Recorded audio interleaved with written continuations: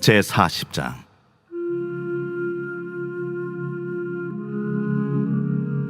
너희의 하나님이 이르시되 너희는 위로하라, 내 백성을 위로하라.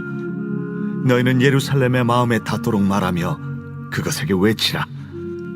그 노역의 때가 끝났고 그 죄악이 사함을 받았느니라.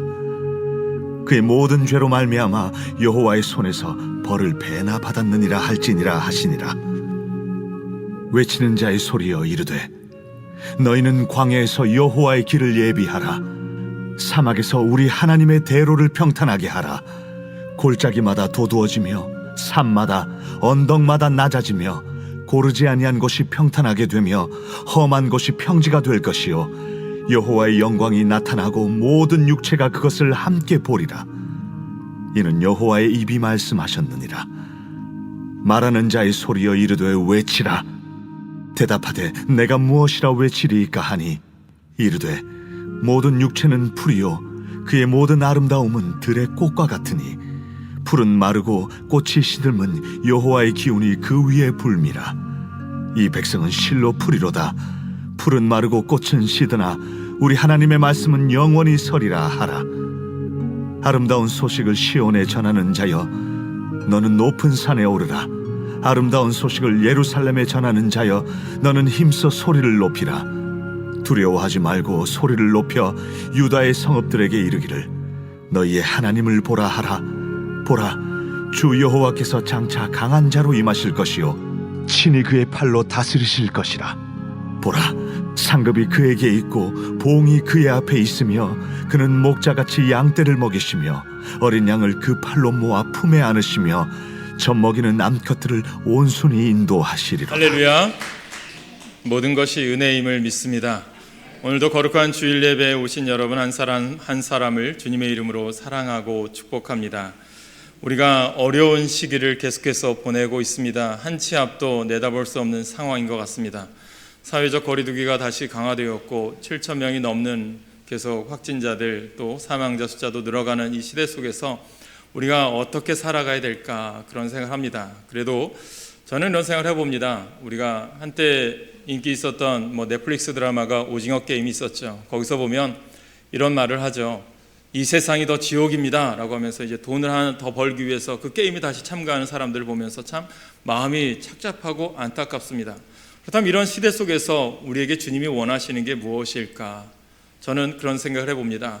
우리 모두가 예수 그리스도를 만나야 되지 않을까 그런 생각을 합니다. 특별히 성탄절을 보내면서 저는 여러분 삶 속에 예수 그리스도의 탄생을 맞이하고 다시 오실 주님을 준비하는 지혜로운 믿음의 삶을 살아가는 여러분 되시길 간절히 소망합니다. 우리 이런 마음으로 좀 인사할까요? 성탄절이 오잖아요. 옆분들과 앞뒷분 좀 즐겁게 인사합시다. 우리가 마스크는 쓰고 있지만 우리 즐거운 성탄절 되시기를 소망합니다. 인사합시다. 즐거운 성탄절 되기를 소망합니다. 할렐루야. 여러분, 우리가 아름다운 성탄절이 되길 소망합니다. 우리가 어떻게 보면 힘들지만 절망적이지만 분명히 우리에게는 희망이 있고 소망이라는 게 있습니다. 누가 계시기 때문일까요? 바로 예수 그리스도가 오늘도 우리와 함께 하시기 때문입니다. 이런 생각을 해봅니다. 단테의 신곡이라고 하는 책을 보았는데요. 그 책에서 이 단테가 경험한 이 지옥에 대해서 이야기하더라고요. 이 지옥에 9가지 이제 9단계까지 있는데 그러면서 9층까지 되어 있는데 마지막 이제 지옥에 들어가는 문에 이런 글귀가 쓰여져 있대요. 이 문으로 들어가는 자는 희망을 버려라 라는 말을 쓰고 있습니다. 여러분, 지옥은요 희망이 없는 곳이죠. 오늘 이 말씀 속에 우리들이 주시는 메시지가 뭘까? 우리가 지옥 같은 세상이다로 얘기하는 이 세상 속에서 주님은 우리에게 주시는 메시지가 뭘까? 저는 오늘 이사야 선지를 통해서 주시는 말씀은요, 오늘날 우리가 코로나 가운데 또 이 말할 수 없는 이 경제적으로 어려운 시대에 살아가는 우리들에게 주님이 분명히 우리에게 주시는 참된 뜻이 있다고 믿습니다. 여러분, 이 상황에 이사야 선지자가 이스라엘 백성들에게 말씀을 전할 당시에 오늘 보면 희망의 메시지거든요. 예수 그리스도를 맞이하는 그러한 메시아의 기대에 대한 소망을 품고 있습니다. 그런데 이 메시지를 선포할 때 이스라엘은 어떻습니까? 북이스라엘이 아수르에 의해서 멸망을 당하죠. 그리고 남유다는 이제 바벨론에 의해서 멸망을 당합니다. 그리고 바벨론에 의해서 이 예루살렘의 똑똑한 사람들, 다음 세대들이 다 포로로 끌려가게 되죠. 그런 상황 가운데 이사야 선지자가 절망 가운데 있는 그들에게 희망의 메시지를 전하고 있습니다. 그러면서 포로로 돌아오는 때가 되었을 때 하나님이 우리를 이 땅에 돌아오게 하신 삶의 의미가 무엇일까? 그것을 깨닫게 하면서 이사야 선지자가 이스라엘 백성들에 대한 새로운 소망과 희망의 메시지를 전하는 게 오늘 본문의 핵심입니다. 사랑하는 여러분, 우리가 살아가는 이 시대는 어떻게 보면 힘든 시대죠. 점점 더 권력과 돈 때문에 사람을 죽이는 시대가 되고 맙니다. 또 문명과 과학의 발달을 자랑하면서도 코로나까지도 해결하지 못하는 이 시대 속에 살아가고 있어요. 저 자신들의 안위와 또 유익만을 추구하고 또 남을 탓하고 누구를 이제 원망하는 시대, 이 시대 속에 살아가고 있습니다. 그렇다면 우리 하나님 백성들조차 이 시대 어떻습니까? 하나님 정말 이 시대에 살아계십니까? 하나님 우리를 구원할 능력이 있으십니까? 라고 하는 그런 한 탄식 속에 살아가는 이 시대 속에서 주님은 우리에게 무엇을 원하느냐? 저는 이 시대는 누구나 다 우리에게 위로가 필요한 시대라고 생각해요. 전 세계가 코로나19로 인해서 많은 환자가 있고 또 많은 사망자 가정이 있습니다. 인터넷 뉴스를 보니까 이제 벽제 여기 이제 서울 이제 화장터가 옆에 있잖아요. 그곳에 보니까 5시 이후에는요 코로나 확진자들의 사망자들의 장례를 치르고자 모인다고 해요. 앰뷸런스들이. 참 그 사진을 보니까 참 이 시대가 안타깝고 절망적인 시대에 살아가고 있지 않은가 그런 마음이 들기도 했습니다. 그런데 이 시대 주님은 우리에게 무엇을 원하고 계실까? 저는 그런 메시지를 여러분들에게 전하고 싶습니다.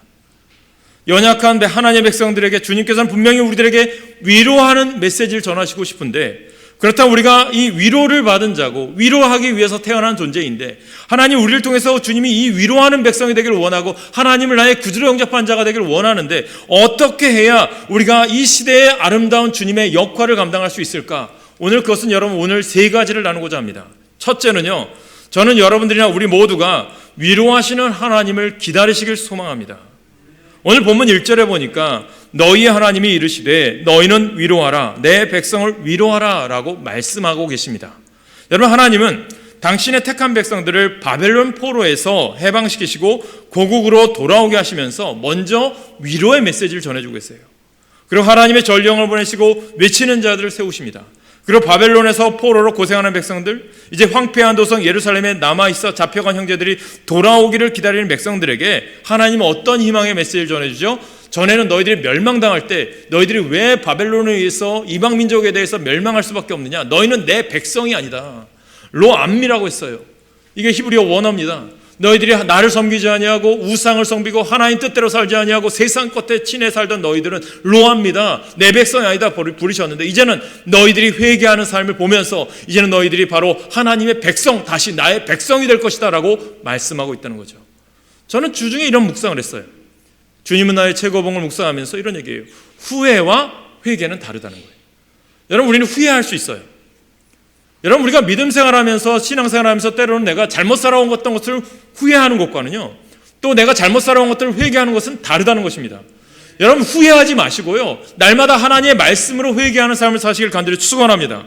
이스라엘 백성들이 회개했기에 70년의 기한이 찼기 때문이 아니라 70년이라는 기간 동안 그들이 철저하게 회개하는 삶을 살아가고자 했을 때 메시아를 기다렸을 때 주님은 그들과 함께 하셔서 위로의 사자를 보내주신 줄 믿으시길 간절히 소망합니다.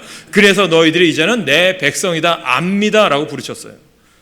사랑하는 여러분 지금은 위로와 희망을 말해야 합니다. 들려오는 소식들은 다 절망적인 소식들이에요. 우리 시대에 지치고 상한 가장들이 가장 듣고 싶은 말은 뭘까요? 할 수 있다, 잘 될 수 있다, 희망이 보인다라는 말이에요.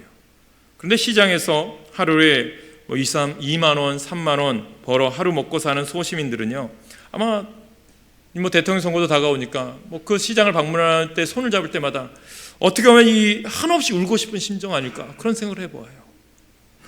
그런데 이 시대 속에서 우리들이 주님이 원하시는 게 있죠. 누구를 붙들길 원하고 누구를 기다리길 원해요? 하나님을 기다리시라는 거예요. 성경을 읽어보면 정말 전지전능하신 하나님이 우리에게 말씀하십니다. 창세기 18장 14절에 보면 이런 말씀하세요. 우리 같이 읽어볼까요? 창세기 18장 14절 시작. 여호와께 능하지 못한 일이 있겠느냐? 기한이 이를 때에 내가 내게로 돌아오리니 사라에게 아들이 있으리라.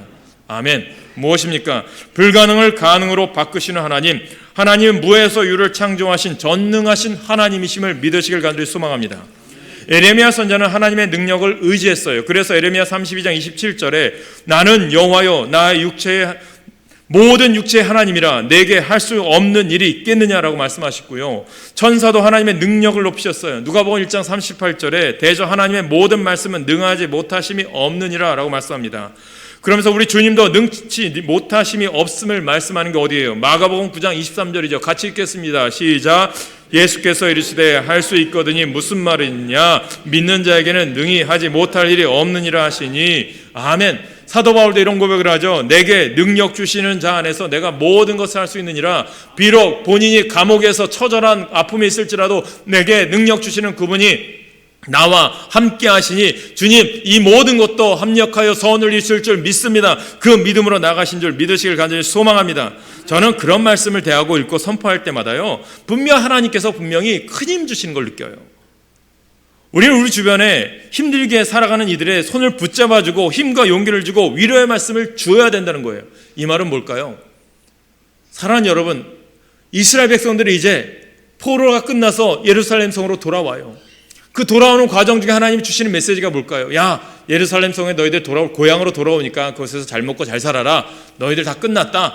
이제 너희들 평안히 있을 거다. 그것을 끝나는 게 아니라 절망으로 힘들어하는 영혼들, 너희들이 정말 절망적으로 포로로 끌려갔다가 이제는 다시 돌아오게 되어서 희망의 메시지를 들었다면 너희들 그 어려움 당한 사람들 향해서 위로와 희망의 메시지, 메시아가 이 땅에 다시 재림할 것이고 이 땅에 오실 것이고 이 땅에 너희들이 다시 희망의 소망을 주실 것이다라는 것을 선포하며 살아가는 그러한 메시지를 그들에게 소명으로 주신 줄 믿으시길 소망합니다. 저는 그래서 여러분들, 내가 믿는 자라면, 내가 예수를 영접한 자라면 내가 나로 끝나는 것이 아니라 내가 복받은 자잖아요. 왜죠? 나는 죽을 수밖에 없는 죄인인데 예수 그리스도께서 이 땅에 오셨잖아요. 그분을 내 구주로 영접하셨잖아요. 그 이름을 믿는 자마다 하나님의 자녀가 되는 권세를 주셨잖아요. 그렇다면 그 자녀가 된 나는 어떻게 돼요? 복받은 자잖아요. 그럼 복받은 자로 끝나는 것이 아니라 그 복을 어떻게 해야 돼요? 전하는 자가 되기라는 거예요.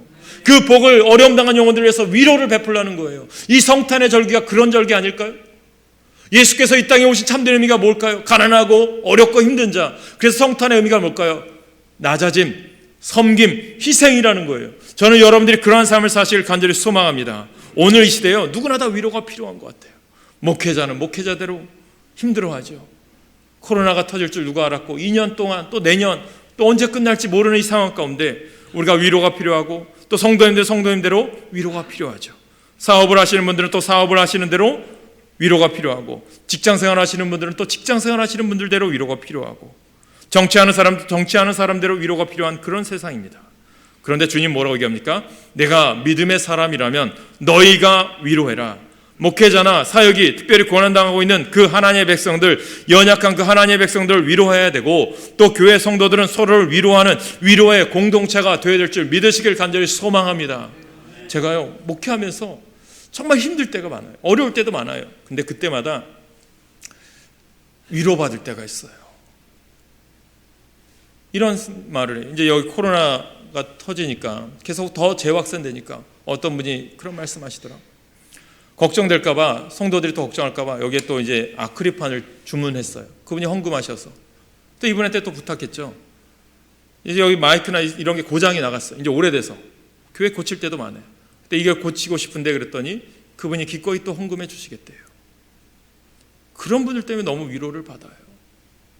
또 어떤 분은요, 요즘 이제 낮에도 일을 하는데도 매일같이 꽃꽂이한 것이 시들까봐 교회 늦은 시간에도 교회에 와서, 성전에 와서 살피는 분이 계셔서 감사해요.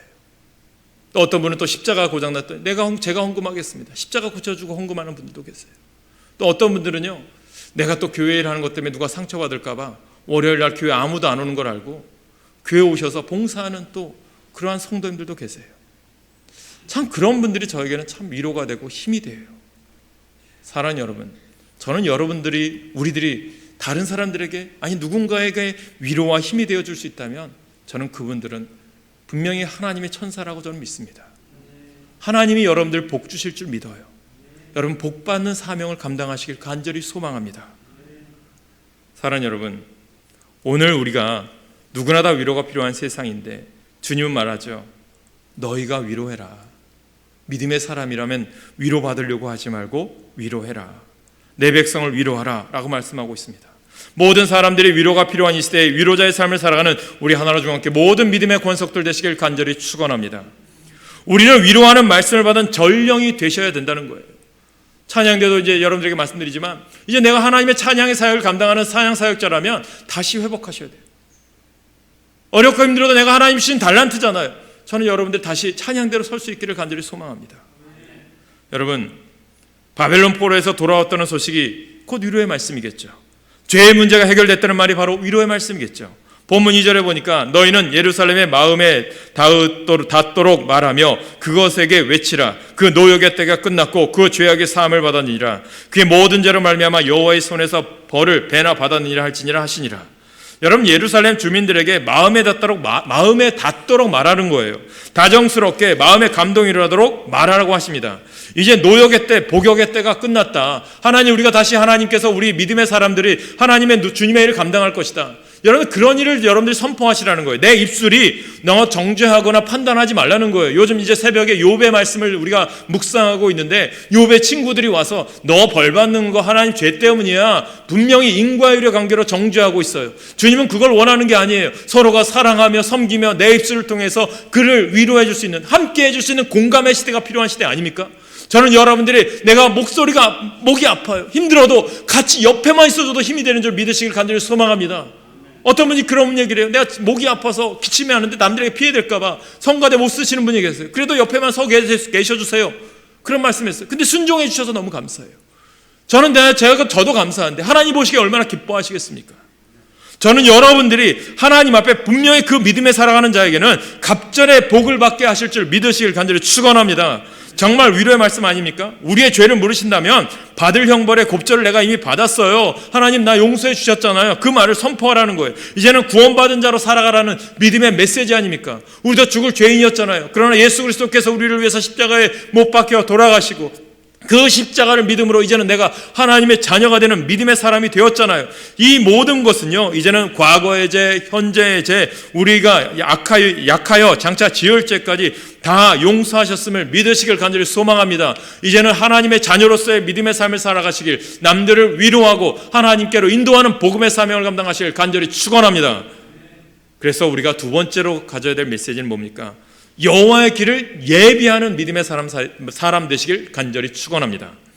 우리는요, 성탄절을 잘 맞이하기 위해서 우리는 기다리고 준비하는 사람이에요.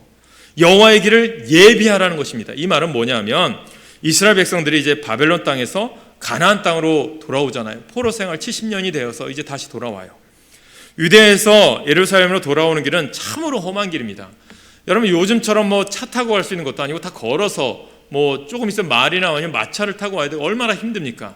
지금의 이라크 지역이에요. 바벨론 땅이. 그리고 지금의 중동 지역의 예루살렘까지 그 장차간의 몇백 킬로를 걸어서 가는 길이 쉬웠을까요? 그 길이 뭐 도로가 빵 뚫렸을까요? 아니에요. 뭐 광야길, 사막, 또한 골짜기, 힘든 길이죠. 들짐승도 많은 길이에요. 힘든 길이에요. 절벽이 있고 계곡이 있어요.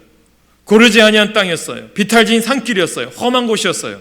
그러나 하나님께서요, 사막에 대로를 내시고 골짜기가 메워지고 산과 언덕은 깎아내리고 거친 길은 평탄하게 하고 험한 곳은 평지가 되게 하신다고 말씀하십니다. 하나님이 하시면 능치 못하심이 없다라는 것입니다. 이 말은 뭘까요? 하나님이 고속도로 뚫어줬다는 게 아니라요, 여러분, 우리가 그런 얘기 하잖아요. 여행 갈 때, 장거리 여행 갈 때 여행을 가장 즐겁게 갈 수 있는 비결이 뭔지 아세요? 뭘까요? 멋진 차? 맛있는 음식? 그거일까요? 좋은 사람과 함께하는 게 즐거운 여행이 된다는 거예요. 운전하는데 옆에서 아무 소리 없이 잠만 자보세요. 지루하다고요. 근데 옆에서 같이 좋은 얘기 해주고 또 운전도 바꿔 해주고 좋은 사람과 대화하면요, 5시간이 1시간이 되는 거예요. 우리 옆분들과 인사합시다. 우리 좋은 믿음의 동역자가 됩시다. 인사합시다. 그래서 할렐루야. 그대로 될 줄로 믿습니다. 사랑하는 여러분, 그래서 주님께서 무엇을 얘기합니까? 이스라엘 백성의 포로에서 이제 회복하는 길이 그들이 힘들지 않았던 이유는 하나님이 함께 해 주셨기 때문이에요. 저는 여러분의 길이 험할 수 있어요. 힘들 수도 있어요. 그러나 그 옆에 누가 있어요? 주님이 계십니다. 그 주님만 의지하며 나가시길 간절히 축원합니다. 하나님이 우리에게 오시는데 달려갈 길을 예비하여야 합니다. 우리 주님, 그분은 하나님이 인간에게 오시고 인간이 하나님에게 달려갈 수 있는 유일한 길이 되심을 믿으시기 바랍니다. 그래서 우리는 주님을 예비하여야 합니다. 하나님이 오시는 대로를 곧게 예배하는 사람이 되어야 됩니다. 혹시 여러분에게 광야와 사막과 같은 마음이 있습니까? 계곡과 절벽과 골짜기 같은 어두운 마음이 있습니까? 하나님의 위로하시는 말씀으로 메우고 돋우고 고든 길, 평지의 길을 내어야 합니다. 우리의 더러운 죄는 다 회개하고 내어버리고 하나님 앞에 순수하고 고든 마음으로 하나님을 예비하는 믿음의 삶을 사시길 간절히 소망합니다. 여호와의 길을 예비하는 데 있어서 어떻게 하냐면 골짜기처럼, 우리 인생의 골짜기처럼 움푹 패어있는 그런 부분이 있다면 그것을 돋우셔야 돼요. 우리 심령이 그래요. 이렇게 골짜기처럼 되어 있고 또 가파른 산마다 언덕마다 낮아지게 해서 우리 인생의 모든 교만을 꺾어버리고 낮아져서 주님 오심을 예비하라, 주님을 맞아들여라, 고르지 아니한 것은 평탄케 하라 라고 하는 말씀이에요. 이 말은 뭐냐면 우리가 겨울이 되기 전에 우리가 가로수에 하는 일들이 있어요. 뭔지 아세요? 우리 장로님도 이제 주장로님도 교회 오셔서 가지치기도 하시고 많이 하시는데 왜 할까요? 겨울을 이겨나가기 위해서죠. 그리고 낙엽을 다 떨고 와요. 나무들이. 왜 그러죠? 겨울을 이겨나가기 위해서죠. 그런데 이상하게 이제 이 추운 겨울을 견디고 이겨나가고 나면 그 가지치기한 가지에서 새로운 가지가 돋아요. 그리고 그곳에서 새싹이 돋아나요. 이 의미가 무엇일까요? 내가 하나님 앞에 이 코로나 가운데 우리가 이 경제적으로나 우리 삶 속의 어려움 가운데 주님이 원하시는 게 뭘까요? 신앙적이지 않은 것들을 잘라내기를 원하는 거예요. 주님이 기뻐하지 않는 걸 다 잘라내기를 원하는 거예요. 내가 버리고 없애야 할 것, 고르게 해야 될 것이 있다는 거죠. 무엇입니까? 이스라엘이 포로로 돌아오는 게 끝이 아니라 너희들이 골짜기를 지날지라도 언덕길을 지날지라도 또한 광야길을 지날지라도 너희들이 그 길을 걸어가면서 무엇을 원하죠? 너희들의 과거의 포로에 생활하면서 버려야 될 우상, 바벨론의 우상들, 더러운 악습들 다 버리고 가나안 땅에 가서 너희들이 경험한 광야에서 어려운 삶들을 하나님을 경험했던 것들을 예루살렘에 성이 회파되고 성전이 무너진 그곳에 아직도 버티고 있는 그 사람들 향해서 희망의 메시지를 전해라. 그 주님이 주신 사명을 감당해라는 거죠. 이스라엘이 출애굽했을 때 홍해에서 과거의 죄를 다 씻겨서 없애버리고 광야에서 만나와 메추라기 하나님 말씀하시면 가고 하나님 멈추라면 멈추는 그 훈련을 받았던 그들이 그것에 훈련받아서 주님의 뜻으로 나아가라 말씀하시는 거 아닙니까? 그래서 가나안 땅에서 너희들이 우상 숭배하는 모든 악한 족속을 다 몰아내고 그것에서 하나님의 복받은 인생으로 살고 그 복을 세계 만방에 선포하라는 사명을 주신 것 아닙니까? 사랑하는 여러분, 우리 인생길이 얼마나 험하고 또 외로운 길입니까? 그러나 그 험한 길이지만 이제는 평지가 될 것이다. 주의 길을 예비하면 주어지는 그런 은혜이기도 합니다. 오늘 우리는 하나님의 위로를 받기 위해서 주의 길을 예비하는 믿음의 길을 걸어가는 여러분 되시길 간절히 축원합니다. 세 번째는 약속에 신실하신 하나님을 바라보시길 소망합니다. 하나님은 선지자 이사야에게 무엇을 외치라고 말씀하십니까? 모든 인간은요 풀과 같은 존재라고 말씀해요. 풀은 자라다 때가 되면 시들어버리고 사라져버리는 유한한 존재입니다. 인생도 그와 같다고 생각해요. 시간이 지나면 아무리 아름답고 화려한 인생도 그 모습을 찾아보기 힘들어요. 그래서 인생을 허망하다라고 말을 해요. 그러나 하나님께서 영원하신 것처럼 우리에게 중요한 것이 무엇이 영원합니까? 하나님의 약속하신 말씀은 영원함을 믿으시길 소망합니다. 그래서 오늘 본문 8절에 뭐라고 말씀하죠? 같이 읽을까요? 8절 시작. 풀은 마르고 꽃은 시드나 우리 하나님의 말씀은 영원히 서리라. 아멘. 어느 순간이 되어지면 우리 인생은 마르기 시작해요. 우리의 겉사람은 날로 후패해지기 시작합니다. 어쩔 수 없어요. 세월이 가면 나이가 들어가면 겉사람이 후패해지는 것이 당연한 이치일 수도 있습니다. 풀이 마른 것처럼 또 꽃이 시드는 것처럼 모든 세상의 영화가 다 그렇습니다.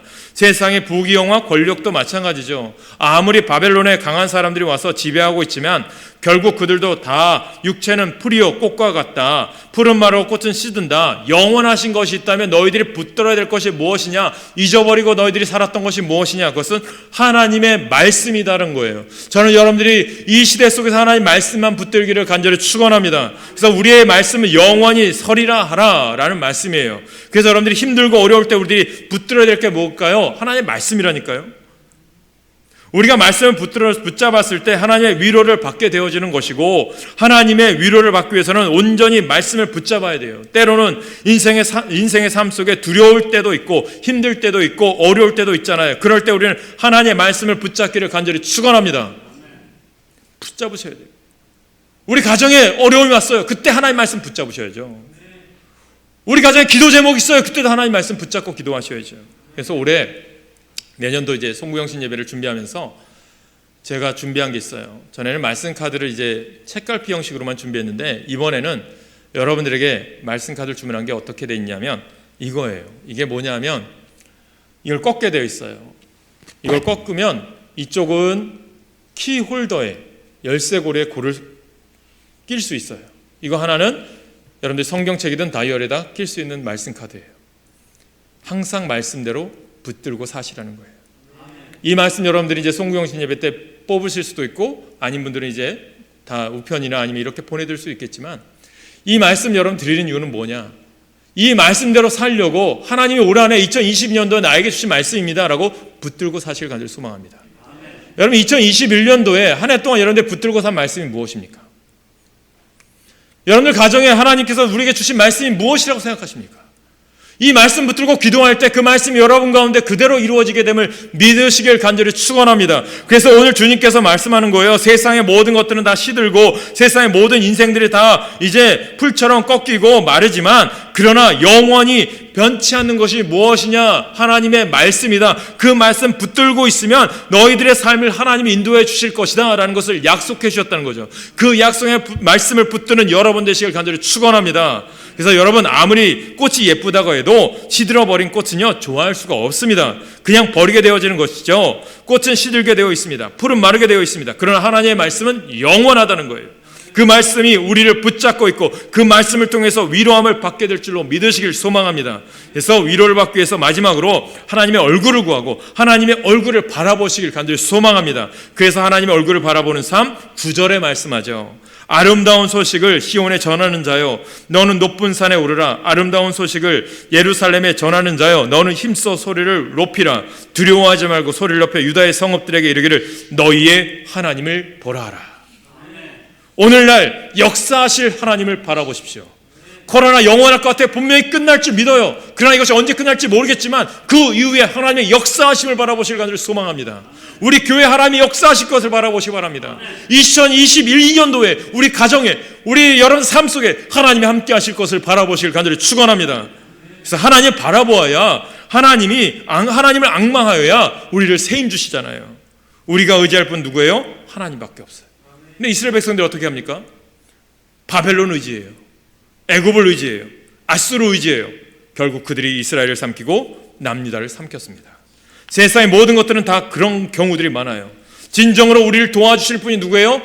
주 여호와 하나님이십니다. 사람을 바라보는 경우가 참 많이 있어요. 우리가 사람 때문에 시험 들잖아요. 그래서 우리 성도들 간에도요, 사람들 때문에 시험 들지 마셔야 돼요. 사람을 의지하고 사람을 바라보는데 사실은 그 사람 때문에 결국은 우리 인생이 실망하게 되어지는 거죠. 그래서 옛날 어르신들이 그런 이야기 많이 하시잖아요. 믿을 사람 한 사람도 없다. 우리 인생이 다 그래요. 그러나 우리는 하나님을 바라보아야 합니다. 하나님 바라보니까 하나님, 우리 교회 여러분들이 말씀드리지만 내가 해야 될 일이 많을 거예요. 여러분들이 해야 될 일이 많아요.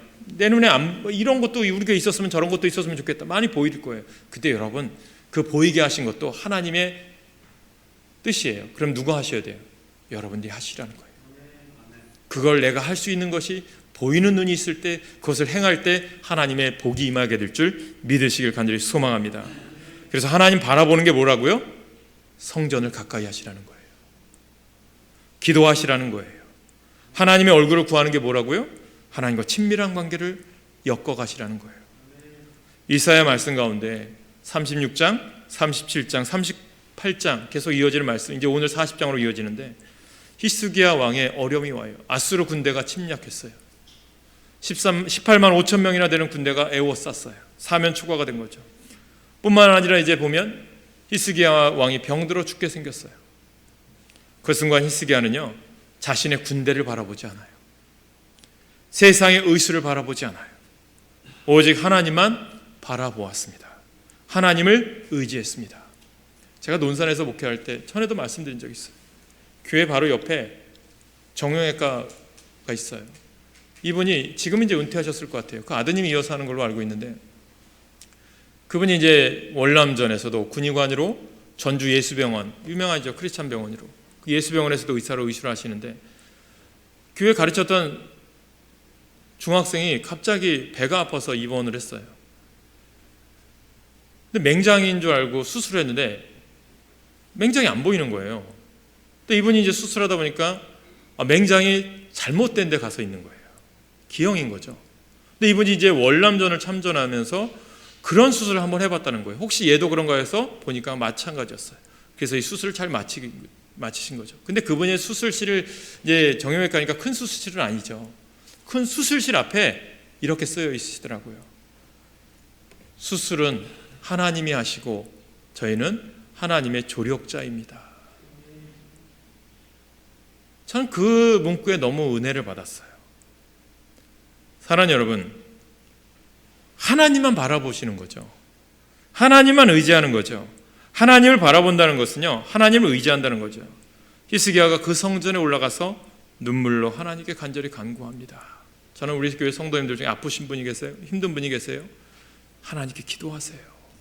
중보기도도 하지만 본인 하나님은요, 주님 전을 가까이 하면서 기도하기를 원하시는 거예요. 오늘 우리는 이 나라가 아수르 군대가 공격해 온 것처럼 사면이 코로나로 인해서 공격당하고 온갖 어려움, 고통들이 있는 시대의 그런 상황이에요. 우리가 이럴 때 주님은 뭘 원하실까요? 하나님을 더욱 바라보라는 거예요. 예배드리기 참 어려운 상황 아닙니까? 교회에 와서 예배드리러 가면 여러 가지 항목을 체크하셔야 돼요. 마스크도 써야 되고 손소독도 해야 되고, 저도 손 열심히 닦아요. 열도 체크해야 되고 또 거리 두기를 해야 되고, 그리고 교회 안에도 식사도 못하고 여러 가지 그런 상황들이 있어요. 저도 걱정하실까봐 이제 여기 이제 아크릴판도 이제 주중에 할 텐데 부스터샷도 신청했어요. 돌아오는 이제 수요일 날 또 맞으러 가요. 3차 접종이죠. 왜요? 여러분들이 걱정하실까봐, 여러분들에게 피해가 가지 않게. 이런 상황들이 끊임없이 우리 가운데 일어나요. 끊임없이 또 소독도 해야 되고. 그러나 그렇게 하지만 성전에 나와서 예배드리지 못하는 그런 경우가 얼마나 많은지 몰라요. 그런데 하나님께서 우리에게 원하시는 게 뭘까? 우리가 해야 될 일은요, 하나님께 예배드리는 삶을 주님은 살기를 원하시는 거예요. 진정으로 진심으로 하나님을 바라보는 삶을 주님은 원하신다는 거죠. 하나님만 의지하고 하나님만 바라볼 때 거기에 답이 있을 줄 믿습니다. 그래서 오늘 우리가 읽은 40장 그 이후에 31절에 보면 이렇게 말씀을 해요. 우리 같이 읽을까요? 40장 31절 시작. 오직 여호와를 앙망하는 자는 새 힘을 얻으리니 독수리가 날개치며 올라감 같을 것이요 다른 박질하여도 곤비하지 아니하겠고 걸어가도 피곤하지 아니하려다. 아멘.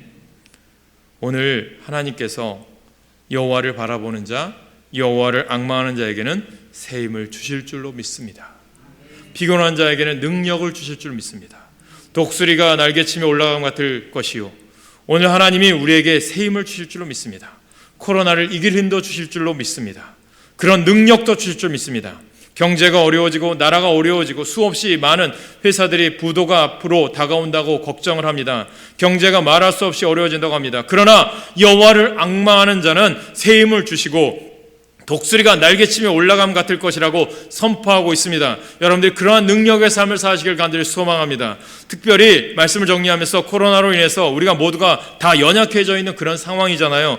연약함을 도우시는 그 하나님, 연약한 자를 위로해 주시는 그 하나님, 하나님의 위로와 방법은 너희가 서로 위로하는 공동체가 되셔야 돼요. 서로를 여러분 위로하시고 서로를 다가가셔서 권면하고 믿음으로 우리가 예배합시다, 봉사합시다, 헌신합시다. 그런 공동체가 되시길 간절히 소망합니다. 그래서 여러분들이 내년에 여러분들에게 부탁드리고 싶은 말씀은, 여러분 속해 모일 때 여러분들이 4명 접종자들은 모일 수 있잖아요. 여러분들이 교회에서 모이시되 토요일이든, 토요일 날은 봉사회에서 모이시고 주일날 오후에도 모이세요. 주일날 오후에는 저는 그냥 가만히 있는 게 아니라 여러분들에게 훈련할 거예요. 성경 공부도 하고 제자 훈련도 할 거예요. 끊임없이 끊임없이 늦게까지도 할 거예요. 여러분들 그 훈련에 동참하셔서 여러분들이 그 훈련받은 자로서 서로를 위로하고 다가가서 헌신하는 삶을 살도록 그렇게 훈련시키는 내년이 될 겁니다. 그러기 위해서 여러분들에게 부탁드리고 싶은 것, 오후 예배가 없대 그것으로 끝나는 것이 아니라 오후에는 여러분들이 속회로 모이고 또 교제하는 시간으로 모이시길 간절히 소망합니다.